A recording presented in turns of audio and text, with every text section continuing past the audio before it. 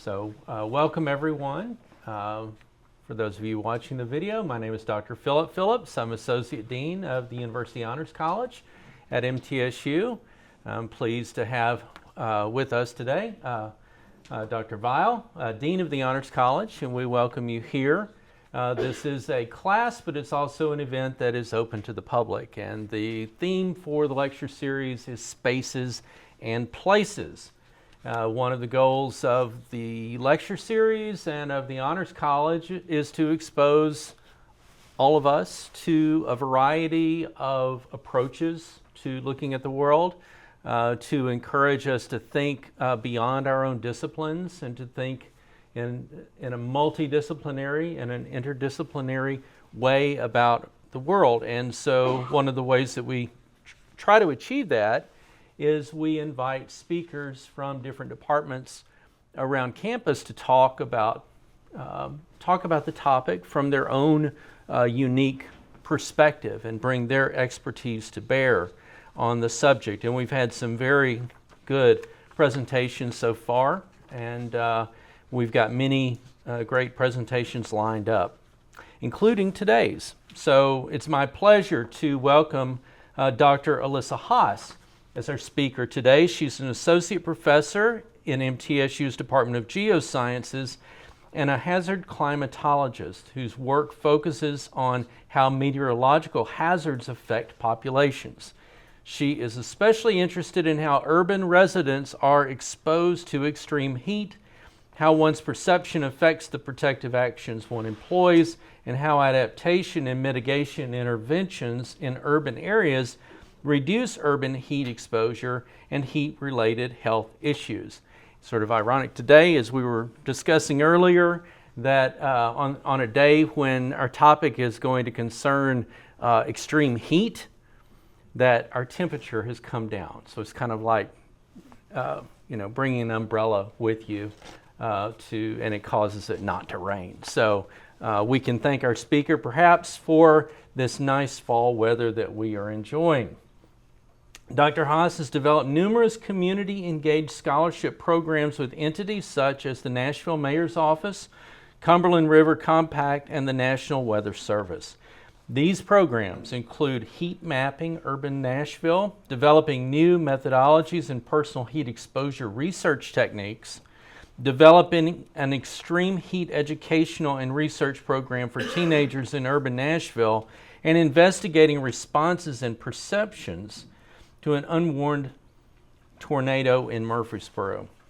Dr. Hass created a new climate literacy program for general education geoscience classes at MTSU that involved the use of cutting-edge personal heat sensor technology, and she teaches a class on climatology and climate change, meteorology, physical geography, environment, society connections, and hazards. This is not her first time to speak at our lecture series. We're delighted to have her. Please welcome our speaker, Dr. Hass.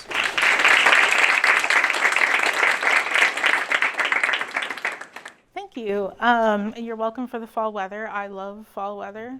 I am not a southerner, I'm a northerner, so this heat kind of gets me after a while, right? And so it's a little funny that I study heat, being that I don't like heat, and this causes me to be out in the heat when I'm doing research. But I think that when I think about heat, I'm thinking about what are the long-term effects on our health, how are we inequitably exposed to heat, and so on. So to get to the point where we can turn down this idea of the pressure cooker of extreme heat, especially in urban areas, I'm going to start with an example. So 1995, probably most of you were not around then. I was 13. And I happened to not be, I'm from Wisconsin, I happened to not be in Wisconsin at this time. I was out west, my first trip out west, but my grandma was house sitting for us, and she worked in a factory that didn't have air conditioning.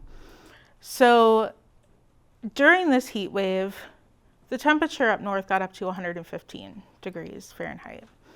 So think about not having air conditioning during that, especially when you're not from an area that's used to having air conditioning. So we heard from her, and this is going to be very stereotypical, that the cows were literally falling over and dying. and that's kind of the first time we heard about it. I was out in the mountains, nice and cool. Chicago was not experiencing the nice, cool mountain weather, and this was a situation that got very bad very quickly. The heat wave lasted about 5 days, and it was both a physical disaster as well as a social disaster. So let's look at this real quick. So the 1995 Chicago heat wave, it was an extreme heat event. Like I said, it got up to about 115 degrees Fahrenheit. That's just temperature. We all know living here that when we add humidity to the situation, it's going to feel much warmer and our bodies are going to have a harder time cooling off. It actually got to 127 degrees heat index, meaning that combination feels like temperature of humidity and temperature. So we had very high vulnerability, especially in specific areas of Chicago. And there was really no planning and response models that Chicago could follow.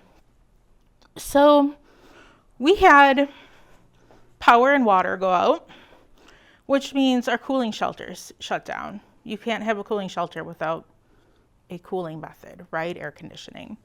No water meant that we were unable to hydrate ourselves, becomes a very quickly health issue, became a health issue very quickly.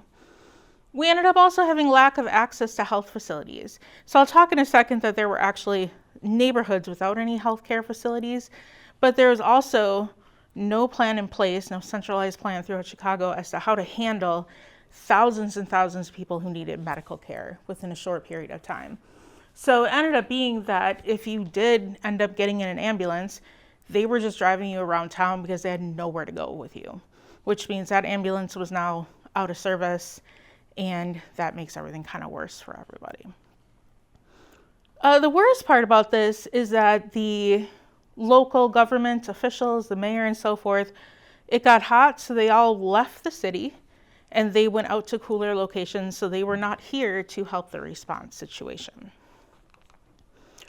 So there's a lot of disparities within Chicago, just like we see with a lot of our different larger cities. This North Lawndale neighborhood here had our largest amount of mortality in Chicago itself. Very high Black population, very low access to healthcare. In fact, there was no clinics or hospitals at all within even walking distance or finding public transportation. And it was one of the warmest locations. You can see on this map here, we're looking at land surface temperature. So the darker the color, the higher the temperature. And these dots here are heat-related deaths. And not surprisingly, when we have very high related or high surface temperature, we're going to have a lot of deaths in that area. So this is expanded out beyond North Lawndale, but it really came down to who was vulnerable in these communities. So the elderly, low income, those who are isolated without social support, areas that have high crime. You don't want to open your windows if there's a lot of crime. You don't want someone crawling in your window. Lack of AC because we're in older neighborhoods. And we have a very high density of buildings. So lots of buildings clustered close together, which means heat is really retained. So we have this political will issue as well. I mentioned that our local government left the area. So they came back about halfway through the heat wave. By then it was kind of too late to get a handle on this. But after the fact, they decided this was really bad. We need to figure something out. So they did an internal survey, decided they handled it correctly, and then put out this document and really kind of buried the heat wave portion of this. And they use language like, those who died just didn't take care of themselves. Those who died were going to die anyway, which is it's called the harvesting effect. It's weird and it's kind of gross, but it means like if you were meant to have a heart attack, you might have just passed a little bit sooner because of the heat intensifying your health issues. So there was a lot of weird political stuff going on with this as well. So you might say that was 1995. This event was exacerbated by these social issues. Could this happen again? And the answer is yes. This actually happened again in 1999. It happened in Europe in the 2010s. This situation, though it's not extreme heat, happened again during the COVID pandemic. Exact same play out, where we're looking at these social disparities as to who has higher mortality and injuries and so forth. So the question also can be, can this be worse? We're talking extreme heat 1995 versus today. Yes, it can be worse because we're talking about things like climate change. So we use attribution science to determine if an extreme event, in this case we're just looking at meteorological events, if these are related to climate change, not necessarily that climate change is causing them to happen, but climate change is most likely making them worse. So we have these studies. You can see heat up here is very well correlated to climate change, meaning our heat waves are becoming longer, they are getting warmer, they are becoming more frequent, and this is in a large part due to the exacerbation by climate change. So one thing we're thinking about with Chicago, Nashville, even Murfreesboro, is the idea of the urban heat island effect. And so this is our physical side of our pressure cooker. What's going on in an urban area to cause it to be warm and potentially exacerbated by climate change? So these are thermal images. Obviously, this one is showing us thermal image of this area. The dot here is showing you that it's 113 degrees Fahrenheit on the surface here. So this is by my house, actually. And what I'm trying to show you here is the air temperature versus surface temperature. So over here where we are under a tree, air temperature is 77 degrees. Over here, it's probably closer down to, I would say probably 70s under here as well. But then we get out in the sun on the concrete surface, we're suddenly jumping 20 degrees. It becomes much, much warmer. And we've all experienced this. We've all walked from shade to sun and everything, walked over parking lots, and it's much warmer. But this is one of the big reasons why we have what we call the urban heat island effect. That concrete can hold on to heat. All those buildings packed close together can trap heat, not want to release it at night. We have lots of cars, lots of air conditioners. That's all producing heat. And so urban areas tend to be quite a bit warmer than rural areas, sometimes to the tune to 10 to 15 degrees warmer. So if we add climate change on top of that and just our warm season is even becoming warmer, this becomes a big issue with city areas. So I want you to think about this. This was a heat wave a couple years ago, late July, and Nashville was 108 degrees. Now, if I told you that these numbers are coming from the airport, would you feel like this was representative of what you were experiencing? We got some kind of no's. So our airport temperatures are basically this, all these dots, these are our official temperatures.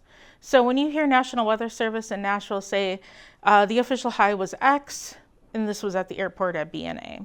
And that's where we get our official readings. Most of us don't live on a tarmac. I hope most of us don't live on a tarmac. And so where we live is going to be a little bit different. They don't actually put the weather station on the concrete here, but it's very close to these high concrete areas with lots of planes and all of that kind of stuff producing heat. So how do we then figure out who in our city is vulnerable? Having just one number for the full city isn't giving us much information aside from it's warm, basically. So this is our social part of our pressure cooker. So this is Knoxville. And again, we can get just the temperature, in this case from McGee-Tyson Airport for Knoxville, but we also can drill down to smaller areas such as neighborhoods.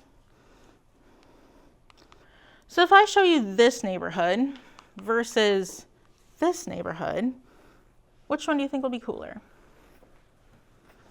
Yeah, the one on the right. Which one do you think has higher income? The one on the right. This kind of gets us into this idea of higher income areas have better facilities. So we have probably more insulated houses. We have less roadways. You can see through here we have major highways coming through, lots of concrete, very dark roofs, and not a lot of vegetation. So when we have higher income areas, they tend to be much cooler than lower income areas. So we also can drill down to, so we talked about money, but we also can talk about other socioeconomics and demographics of neighborhoods. So social support. Social support is one of the bigger indicators of how well you adapt and survive meteorological hazards. So that can be cold snaps, it can be tornadoes, floods, anything. So I always like to use the idea of when I moved here in 2019, I didn't know anyone. I bought my townhouse and I was just by myself, right? So if I had a heat wave or a major emergency situation, I didn't really have anyone to go to. Now that I've been here, what am I in my 7th year here? I have neighborhoods, I have neighbors, I have friends, I have coworkers and so forth to go to. I'm no longer anywhere near as vulnerable as I was when I first moved here. So having the ability to connect with others, to have people you can call on, people that will help you in case of emergencies is a really big deal. And this goes the opposite way as well. Who are you calling? Who are you checking in on? Because someone may not want to say, my air conditioning's out, can I come stay with you? But if you call and say, how you doing? And they're like, it's 100 degrees in my house and my air conditioning's out, most likely you can say, hey, come stay with me. We'll get through this heat wave together. We'll all be healthy. Age is a big factor as well, as is health. And so there's a lot of health conditions. So cardiac, kidney, pulmonary, all these kind of conditions. If you have anything pre-existing, asthma, they can be worsened by heat waves. But when we look at age, elderly populations and young children have a very hard time regulating their body temperature. So if you've ever been by elderly people and it's very warm in the room and they're putting sweaters on, it's because they're not actually feeling the heat that you're feeling. So they can overheat very quickly and very easily. We talked about money. A lot of people, even if they have air conditioners, can't afford to run them or can't afford to keep them at a temperature that is safe, which is below 75 degrees at night. Pregnant people. So pregnancy increases your risk for heat-related illnesses. It also affects the baby. You can have a lot of birth defects and these kinds of things, miscarriages during heat waves. Pregnant women also can't thermal regulate, just like what we saw with young children and elderly. Homeless or unhoused peoples. Now I'll talk about some of the programs, or one of the programs we have in town here that's fantastic. But if you don't have anywhere to go, you don't have air conditioning, you don't even have a fan, it's going to be a dire situation. Education tends to increase resilience. Now, that could be because you are learning more about how to protect yourself. It also could be that you know better how to actually find resources or look up where are cooling shelters and those kinds of things. You just have more access to information. So our vulnerability varies by history and physical spaces. So this definitely occurred in Chicago, but it also occurs in Murfreesboro and Nashville and other major large urban areas. So right now we're talking about redlined areas. So redlining is a racist historical policy where loans and mortgages and business loans and investments and all of these things were only given out based on race. So anywhere that was red, literally lined in red, were typically very high minority Black neighborhoods, very low investment. Our white neighborhoods definitely are green here. That's high investment. Business loans, mortgages, investment in infrastructure, all of these things. This was outlawed in the 1960s. However, we still see the effects of this in terms of extreme heat today. So this is from our Nashville heat mapping project. We had some people drive through Nashville with sensors and GPS units and everything. And we did this 3 times a day. This is at 7 to 8 p.m. But if you look at the pattern, we have the Cumberland River here, and that's where redlined areas are. Cumberland River, redlined areas. We are 50, 60 years past that. This is still a problem. This is still affecting those living here. We do have quite a bit of gentrification going on, which has its own problems that I won't get into, but that could be one way that we could try to make this a little bit better. So we're going back to this day. 108, 109. Does your neighborhood data tell you everything you need to know about how you personally are exposed? Are you exposed the same way that your neighbor is? Probably not. Perception. Do you even think it's hot? One of the things we get on surveys a lot down here, and it always makes me laugh, is just apathetic responses to heat, being, it's hot, it's always hot here. This is normal, right? And our perception plays a big role in the steps we take to actually protect ourselves. So are you going to turn the air conditioning on? Are you going to alter when you're outside? So maybe not be walking your dog at 3 p.m. Instead walk your dog at 9 p.m. or something. What's your health like? If you have pre-existing health conditions, it's more likely you're going to be concerned about being exposed. What are you doing to deal with the heat? What happens if your air conditioning goes out? This goes back to knowing where you can find resources, as well as who can you call that might be able to help. How do you make those decisions? How is this different than the person sitting next to you right now? I bet if we had a heat wave right now, which please not, but if we had a heat wave right now, every one of us would react differently. Everybody in here would be exposed differently. So we can get down to the personal level.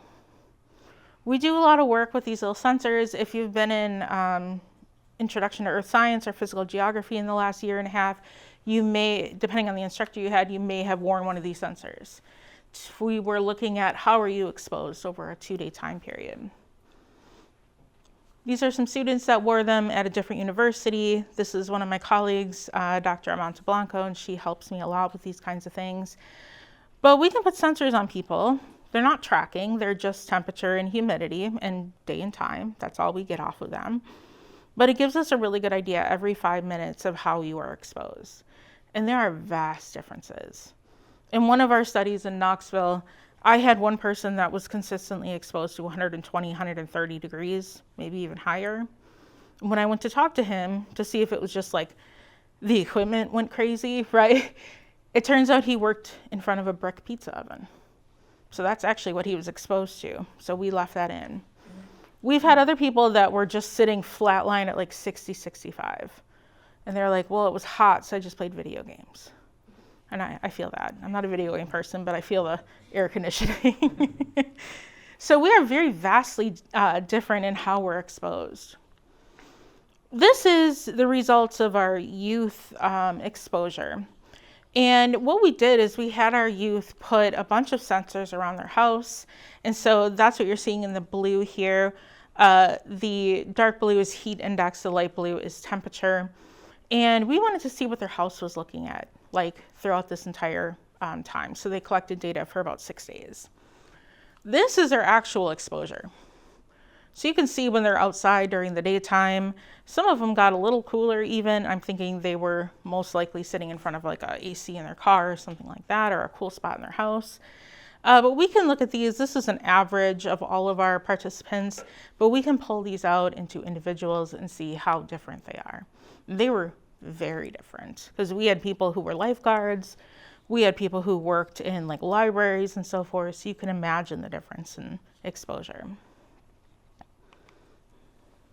So what do we need to reduce inequitable exposure and increase our resiliency? So there's a number of things. We need investment. We need money for the community. Transportation. Public transportation is a big deal when it's really hot. If you can't find a place to go, you can hop on a bus with air conditioning for a place to cool off. It also can get you to cooling shelters in other areas. Safety. We talked about the idea of social cohesion, making sure that you are connected with those around you. That rolls in with safety as well. Community spaces. Are there areas you can go that are free to you that allow you to cool off? Alternative cooling shelters. So we'll talk about a lot of these, but alternative cooling shelters can be things like public buildings, the courthouse, the library with extended hours, and so forth. Social support. Inclusive access, meaning everybody can get to these locations, everybody can benefit from them, and they are available in all locations, not just maybe downtown. Canopy cover. Trees are a big deal. Sustainable infrastructure, and I'll show you some examples of these. And targeted interventions. So that North Lonsdale neighborhood in Chicago, that would be a place where we need targeted interventions. There's not a lot of resources in these areas, so what can we do to make that better? So how do we accomplish this using public spaces? One is creating spaces to build community and support that building of community. This also goes along with safety as well as neighborhood health. This is Salt Lake City. The before, there is a footpath here, but it's pretty rugged. After, they put in this nice sidewalk. Which one do you want to walk on? Probably the nice sidewalk. Yeah. You're more likely to go outside, meet people, talk to people, spend your time with your community if you have a nice community space. There's also studies that show that having things like sidewalks that are really nice and allow you to go out reduces crime. More people around, less people trying to just break in at odd hours. Redesigning underused spaces. So this one I find really interesting. So this is in Fort Worth, called the Sundance Square Plaza. You can see previously this was just parking lots. I don't know how well used these parking lots were, but apparently the city decided we could do better with this space. So instead of just having these parking lots, they turned it into apparently a very bustling public location. They got bands playing, they got splash pads, they have canopy cover in the form of umbrellas.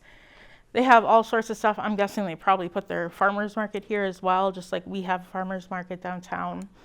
So we can reutilize spaces in a way that can create these communities. It also can help us cool down if we have splash pads free and available to everybody. Canopy cover. You might say, that sounds really expensive. How in the world would you pay for that? One way to do that is to couple your infrastructure projects like upgrading stormwater systems and redoing roadways and sidewalks. Couple that with something that can help with adaptive capacity. So help us cool down, mitigate this exposure.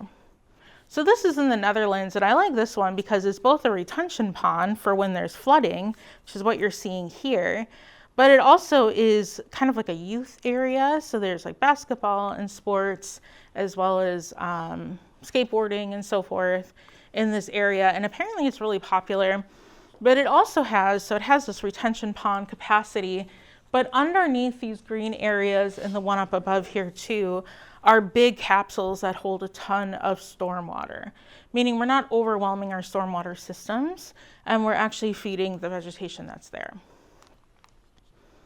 So when we are looking at making improvements, a lot of times we need to look at how can we kill two birds with one stone, so to speak. This is Murfreesboro, increasing natural spaces. So this is downtown along Broad Street. If you've seen a lot of the construction there, they're removing a lot of pavement and everything that was just kind of empty space. And they're pulling this river back to the surface. So since about the 1950s, this river ran underground in a culvert. And now those culverts are starting to kind of crumble and degrade. So what we're doing is called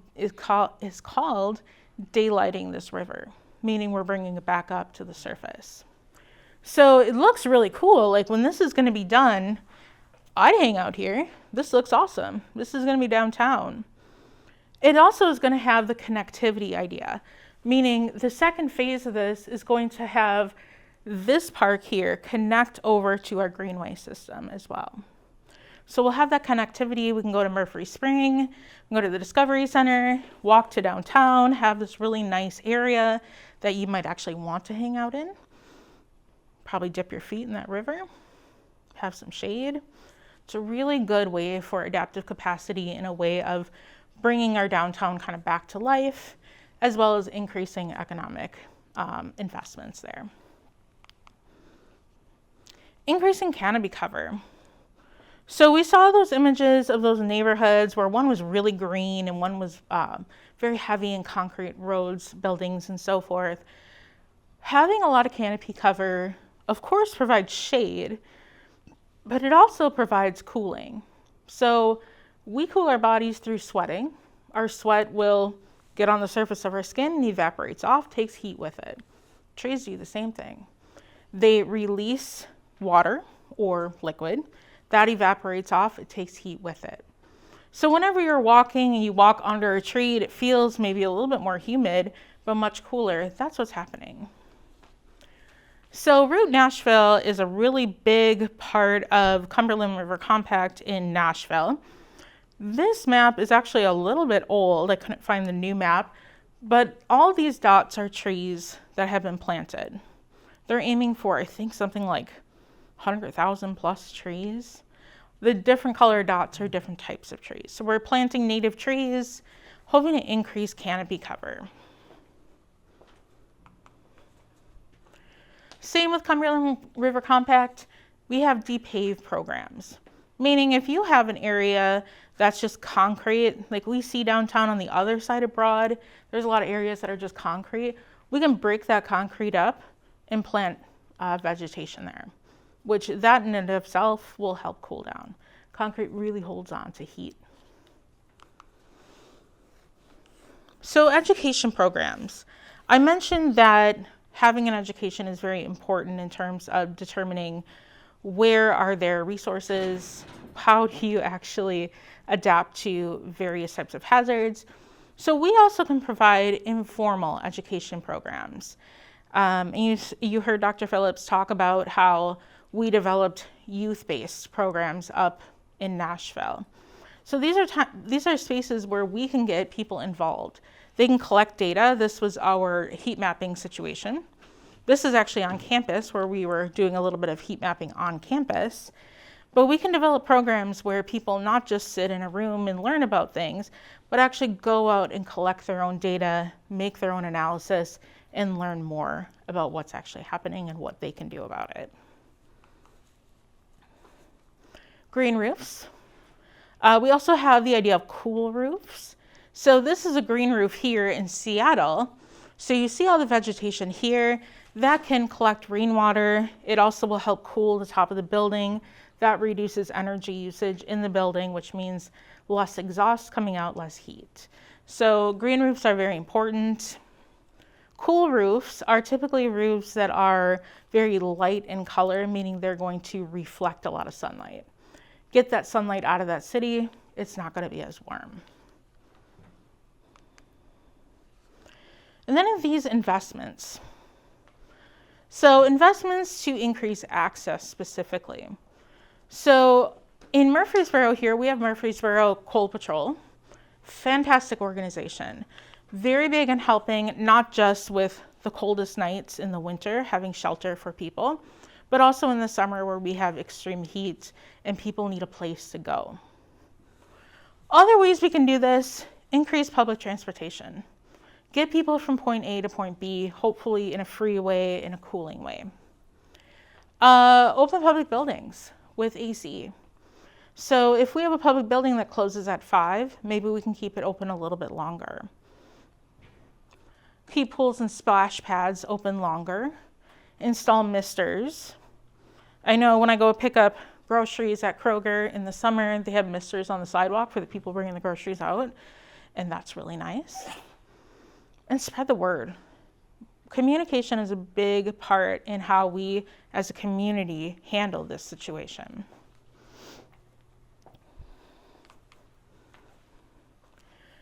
So I mentioned targeted interventions. I wanted to bring this up. This is from Tree Equity, and it's showing us how equitable our canopy cover is and how extreme heat is going to be, how vulnerable to extreme heat we're going to be. So I picked MTSU, this area here.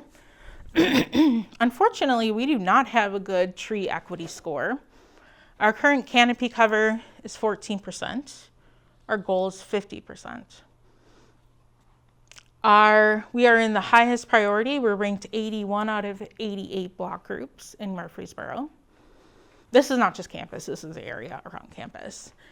And our score indicators are priority. The biggest one here is going to be heat disparity.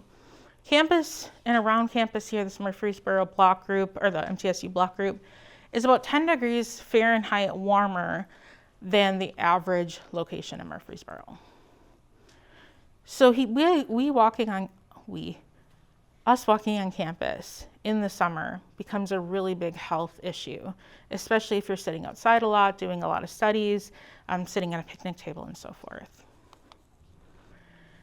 So I wanted to end with this idea.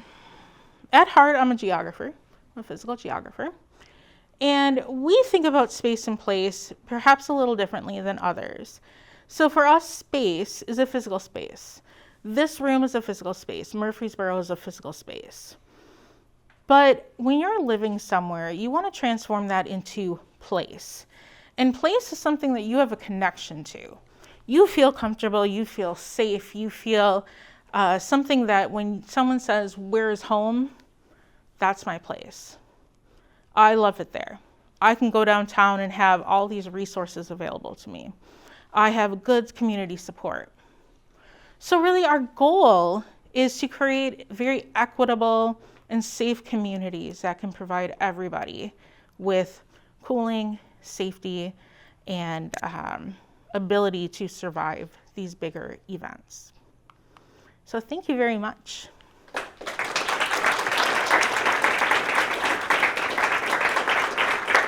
Are there any questions? I got a question for you.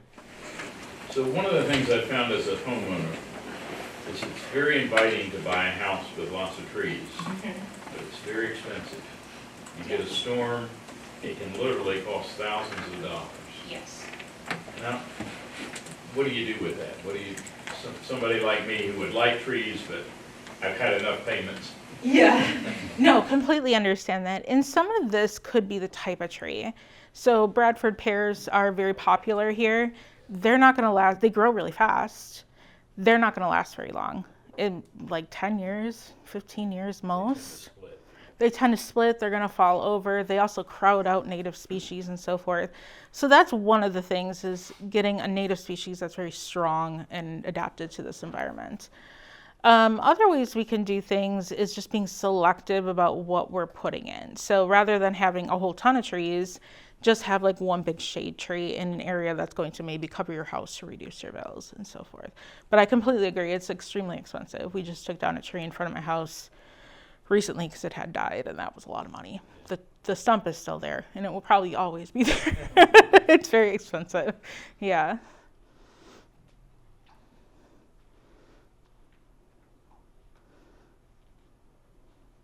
Yes. When you're talking about like the dangers of extreme heat, how can we look at that in like crisis response situations? Because it kind of seems like in the case where in Chicago, it kind of seems like they just were kind of brushing it off. Yes. They weren't prepared, weren't really paying attention to it. So. Yeah. So one of the big things we can do is have a hazard mitigation plan in order. So we actually create these in one of my classes. So if you're interested in that, let me know. But we have the ability to work with both the city, the residents, the local businesses, anyone invested in the community to determine how best would we respond. So this is a very long document that talks about each hazard that we might be encountering? How terrible is that going to be? Who's going to be affected? But then also, how do we respond? So that's one of our bigger ways that we start making a plan. So when this happened in Chicago, they didn't have this in place. They also didn't have a centralized response system. So it was just everybody's responding in different ways, which means chaos, right? Right. So having a centralized idea, a lot of times through these mitigation plans or other formats, can be a good way to better execute hazard mitigation or response. I think even after like 9/11, the communication has gotten a ton better as well too, because that was a huge thing. It's just the lack and gap in communication. And I feel like that's really important. Yeah. And I think especially that happens when it's something we're not used to, right? Like 9/11's a hopefully knock on wood, to never happen in our lifetimes again.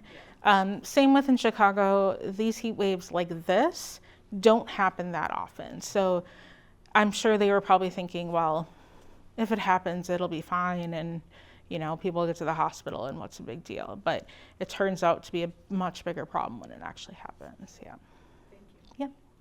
Yes.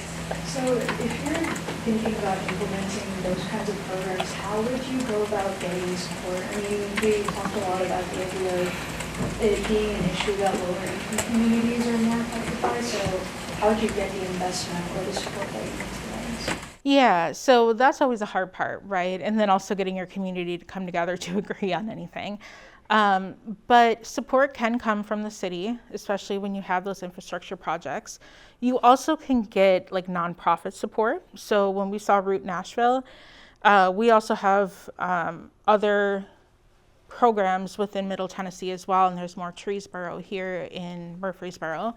But those are free trees, so anyone can go out and get them and plant them in their yard. I mean, they're real tiny, like they're gonna take forever to grow, but that is an option. So we can have external investments. Sometimes businesses will invest in the area because it's good for them to bring more people in. So there's a number of different ways we can pull it, but financing is always extremely difficult. Yeah. Yep.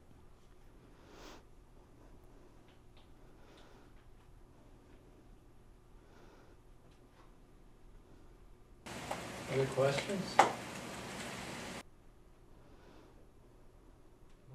All right, thank you.